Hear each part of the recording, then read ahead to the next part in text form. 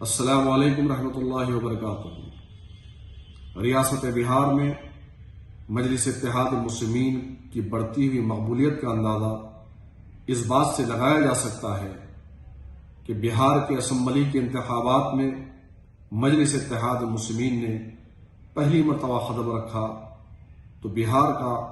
سب سے پچھڑا ہوا وہ علاقہ جسے سیمانچل کہا جاتا ہے، وہاں کے مسلمانوں نے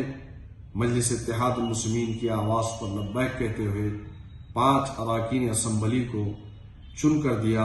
انہیں جتایا، اور نہ صرف سیمانچل بلکہ پورے بہار کی آواز مجلس اتحاد المسلمین بنی، اور ہر مسائل پر مجلس اتحاد المسلمین نے آواز اٹھائی، اور یہی ڈر اور خوف بہار کے RJD اور جنتا دل پارٹی کو ستا رہا تھا کہ یہ مسلمان جو برسوں سے نتیش کمار کو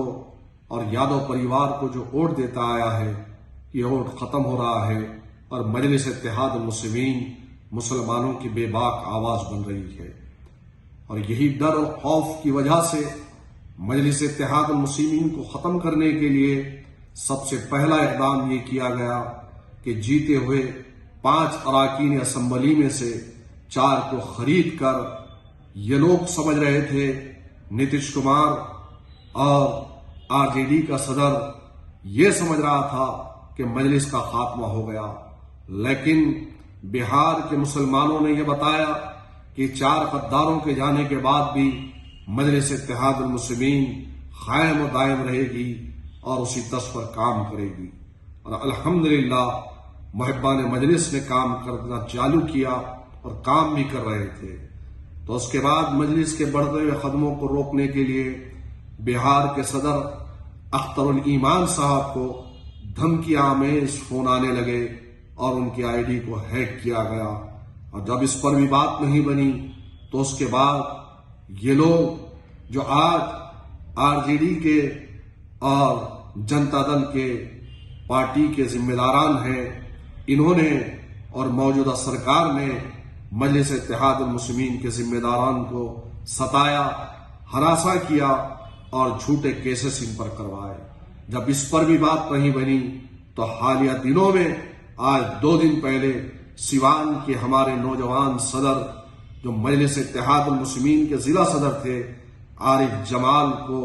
قتل کیا گیا، شہید کیا گیا۔ لوگ کہتے تھے کہ بہار ایک جنگل راج ہے، یہاں پر قانون کا پاس و لحاظ نہیں رکھا جاتا ہے۔ آج کتنے دن ہو چکے ہیں کہ بہار میں ایک نوجوان کا، ایک سیاسی جماعت کے قائد کا، ایک لیڈر کا قتل ہوتا ہے، دن دہاڑے گولی چلائی جاتی ہے، اس کے بچوں کے سامنے گولی چلائی جاتی ہے، اور وہ درندے جو ہتھیار بند تھے آج کھلے عام گھوم رہے ہیں، پولیس کی ان پر گرفت نہیں ہے۔ تو موجودہ سرکار سے ہمارا یہی مطالبہ ہے کہ مجلس اتحاد المسلمین کے عارف جمال کے قاتلوں کو فوری گرفتار کیا جائے اور ان کے گھر والوں کو حکومت کی جانب سے کمپنسیشن دیا جائے۔ اور آخر میں محبان مجلس سے بہار کے مسلمانوں سے کہوں گا کہ آپ کو ڈرنے اور گھبرانے کی ضرورت نہیں ہے۔ مجلس کو ختم کرنے کے لیے ڈرایا گیا، دھمکیاں دی گئی، مجلس کو ختم کرنے کے لیے خریدنے کی ناکام کوشش کی گئی اور اس پر بات نہیں بنی، تو آخرکار ہمارے عارف جمال کو قتل کیا گیا۔ لیکن گھبراؤ مت میرے پیارے بہار کے مسلمانوں، یہ انقلاب کی آمد ہے اور ایک دن وہ آئے گا انشاءاللہ تعالی۔ اللہ تمہارے صبر کو، اللہ تمہاری شہادت کو رائے گا نہیں کرے گا، اور ایک دن آپ خود اپنی آواز بن کر اپنے مسائل کی ترجمانی کریں گے۔ خدا حافظ، شکریہ۔